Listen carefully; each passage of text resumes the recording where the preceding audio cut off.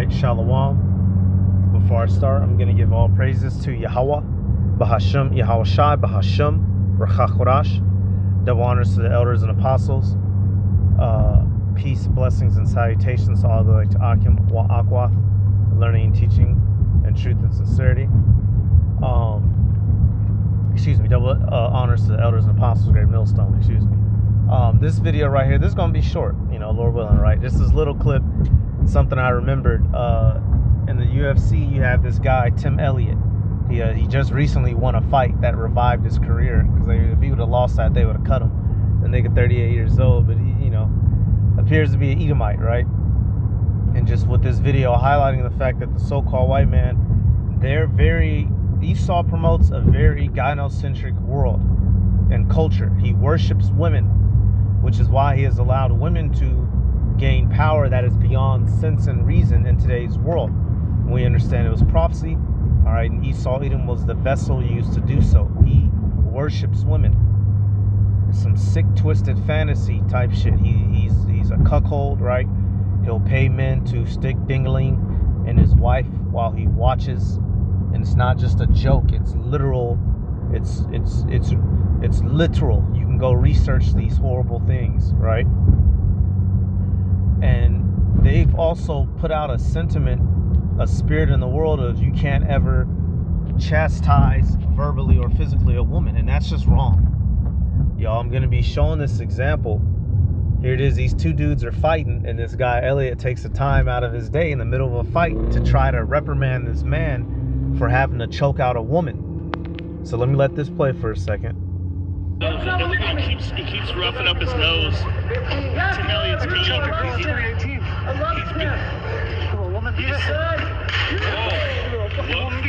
Oh, you talked to him.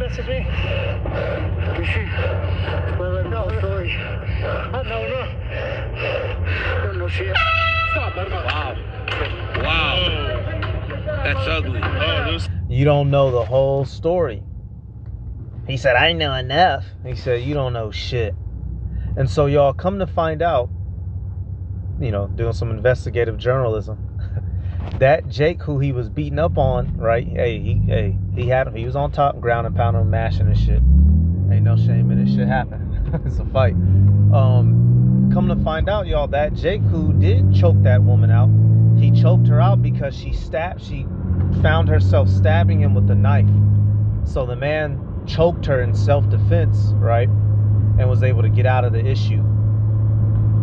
But she messaged this guy, Tim Elliott, and weaponized him, right? Oh, can you beat him up? Oh, a couple years ago, he put his hands on me. Meanwhile, she forgot to mention the fact where she tried to stab the man and take his life. So, immediately he went full-blown simp mode without knowing the full matter, which is why, and it backfired so beautifully on this guy, y'all. You can't make this shit up. There is a God in the earth. That's why it says in scriptures like this here, Proverbs,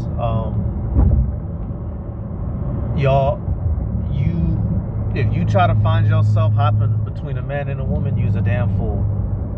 The best you can do is give advice. Even brothers in this truth, y'all, you can give a brother all the advice in the world behind a woman or behind an issue. That man is going to do what he feel like doing. And that's just the reality of the situation. That's all of us, y'all. That's every last single one of us. Oh, bro, you shouldn't do this. Oh, bro, don't. Next thing you know, they 4 kids in deep.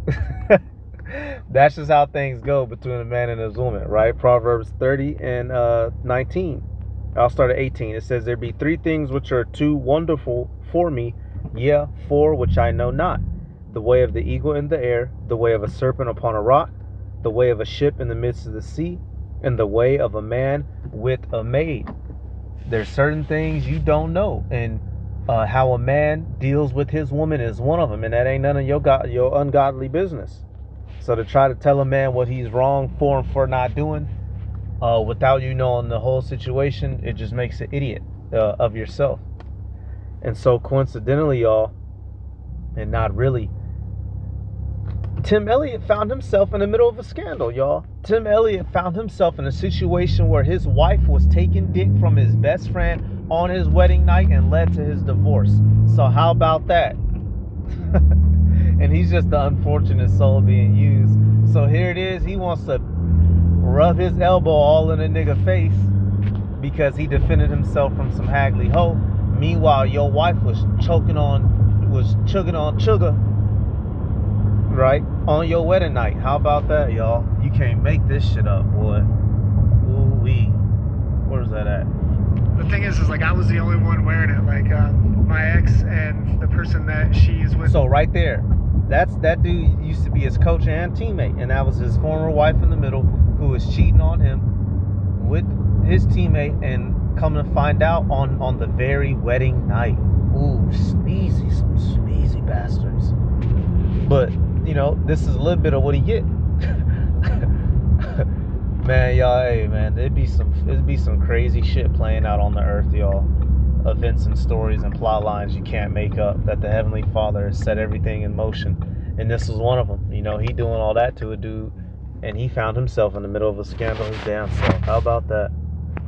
Now they were living in my city, dating, being cool, and everybody thought that we separated because, I don't know, she said that I wanted to force her to move to Texas, or she said that we separated because of, I don't even know what the reasons were, but it wasn't the reasons that were the real reasons. So every time I did that, it was hurting me. Yeah, after it got out there, nobody was asking me anymore. And I was getting like, oh, are you going to corner Kevin Croom in his next bare knuckle fight again? And I had to be like, oh no, you know, we're not really cool anymore. No, Gina and I aren't really together anymore. And they would ask why, and I was like searching to make up excuses and lying for them to protect them. At the same time, that was hurting myself, and I was shelling up. I wasn't able to be a good dad, and I felt like not a great person before, and I felt like not a great fighter before, but I've never not felt like a great dad. After releasing it and getting a bunch of support, which, you know, I don't know if that's what helped or just getting it off my chest, but I'm good. I'm feeling like I'm back to my normal self. So here it is, y'all. The nigga couldn't even function because he's a simp. And I'm just using this video to show you, y'all, don't let, because he's just a poor sap. Don't let this world put you on some woman worship. You bet not even. Man, in the kingdom of heaven, things are going to go back to their natural order. Women have their use and their purpose in this world and in the organization of the family. Despite that, the man is superior in that organization, and there's no shame or evil in straight up flat out saying that. And this world has created a gynocentric woman worship society. We are Hebrews. We come from the exact opposite. We are a male dominated patriarchy, and when you look at the events going on in this world, you can clearly see that when you allow women to run rampant, it's such an issue to where men's judgment is even clouded when they're not even involved. This dude elbowing a nigga in the face with a situation that don't got nothing to do with him. You need to go elbow that nigga in his face that was dicking your wife down on your wedding night if you want to be elbowing niggas in their face. Absolute folly. Absolute damn folly, man. Let me go get let me grab something. That there was another relationship going on. So right here, you know, some of the details, which, you know, hey, it is what it is, right? He'd be all right. The nigga just won $50K, so he'd be all right. After the wedding, I had no idea. I went home, took my daughter home, and then she came back later, and, you know, later in the evening, and we woke up and everything was fine. A few months down the road, she just kind of shut down, and things were different, I could tell. And I didn't really know. She said that she wanted to leave me. She said she was leaving me because of things that I was doing, and I didn't argue, so I packed my shit.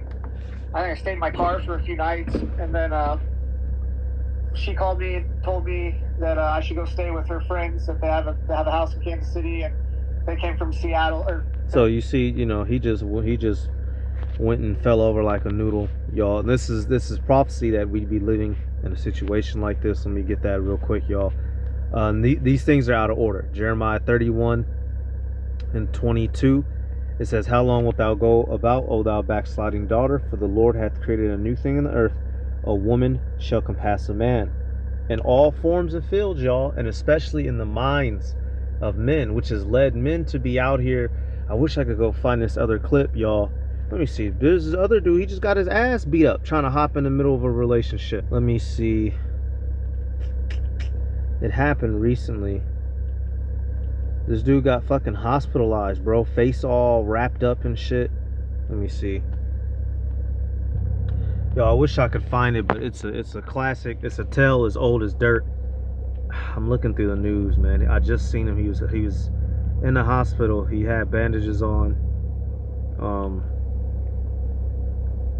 Oh, here's is this it? Yeah, hold on. Man recovers from knife attack after aiding woman being hurt. Yup. Bingo. This male model's career isn't. So you dudes want to hop out here and play Captain Save-A-Ho? We're living in the end times, y'all.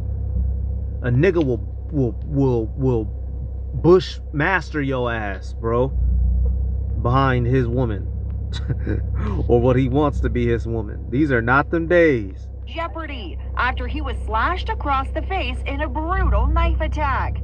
This is what 20-year-old John Rudat looked like before the Well, it don't look like that no more.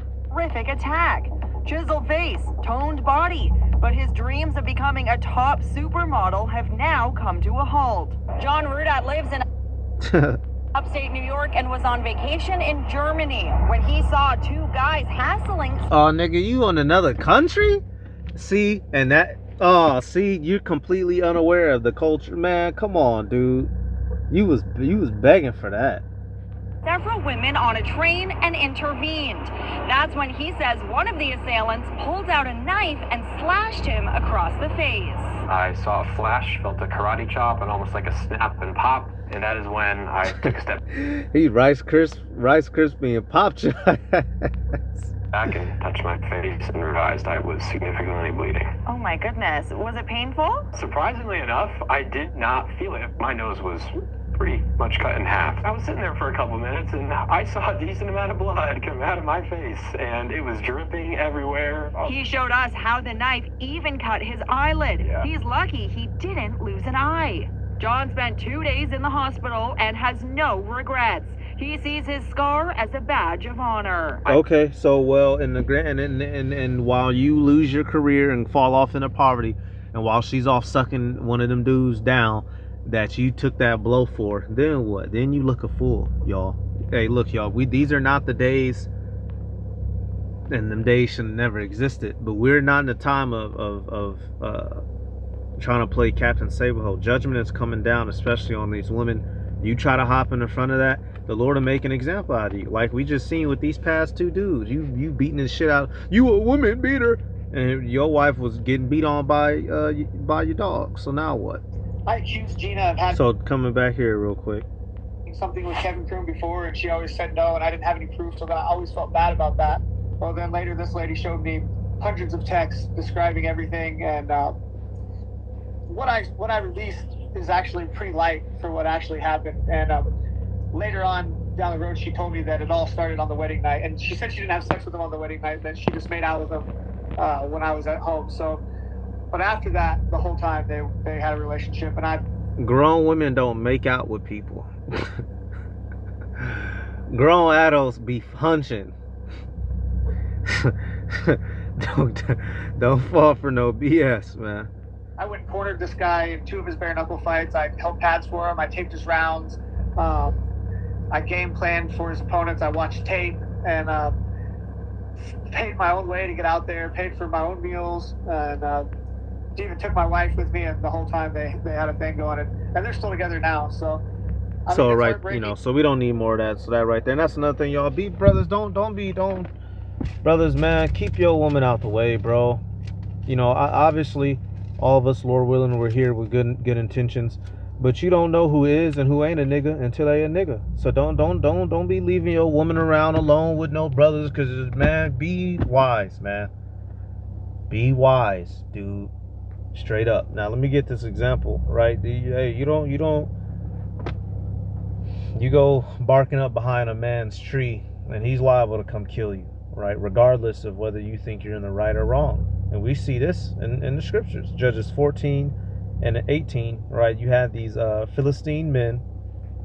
They went and gathered intelligence from one of Samson's early wives. And what did Samson do? Judges 14 and 18, it says, "And the men of the city said unto him, on the seventh day before the sun went down, what is sweeter than honey, and what is stronger than a lion? And he said unto them, if ye had not plowed with my heifer, ye had not found out my riddle. So these men, went and talked to the wife to get information to answer Samson's riddle so that they could acquire the goods he was offering. And Samson said, if you hadn't went and spoke with my bitch, he called her a heifer, a cow, female. If you ain't went and spoke with my bitch, you wouldn't have been able to find the answer out to this question. And then what did Samson proceed to do? Verse 19, and the Spirit of the Lord came upon him, and he went down to Ashkelon and slew 30 men of them, and took their spoil, and gave change of garments unto them, which expounded the riddle. And his anger was kindled, and he went up to his father's house. So right there, y'all, he literally went and slew all these he killed all of them. Y'all, that was a very serious thing in the ancient world. Interacting with the woman you ain't have no business interacting with. Now, obviously, we're all human beings on this planet, so we deal with each other.